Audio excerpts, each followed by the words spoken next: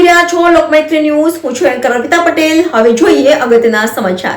ઝઘડિયા તાલુકાના ભાલોદની સીમમાં શેરડી કટિંગ વખતે દીપડાના બચ્ચા જોવા મળ્યા. ભરૂચ જિલ્લાના ઝઘડિયા તાલુકામાં દીપડાઓની વસ્તીમાં છેલ્લા ઘણા સમયથી વધારો નોંધાયો છે. ત્યાં શેરડી કટિંગ દરમિયાન વારંવાર દીપડાઓ દેખા દીધી હોવાની વિગતો સામે આવતી હોય છે. એવી જ રીતે આજરોજ ઝઘડિયા તાલુકાના ભાલોદની સીમમાં શેરડી કટિંગ દરમિયાન દીપડાના બચ્ચાઓ જોવા મળ્યા હતા. ખેત માલિક દ્વારા દીપડાના બચ્ચા ખેતરમાં દેખાઈ હોવાની જાણ ઝઘડિયા વન વિભાગને કરવામાં આવી હતી. ત્યારબાદ ઝઘડિયા વન વિભાગની ટીમ દ્વારા સ્થળ મુલાકાત કરી દીપડાના બચ્ચાને તેની માતા સાથે મિલન કરવા માટેના પ્રયત્નો હાથ ધર્યા હતા. રિપોર્ટર ભરત મિસ્ત્રી, લોકમૈત્રી ન્યૂઝ, ભરૂચ.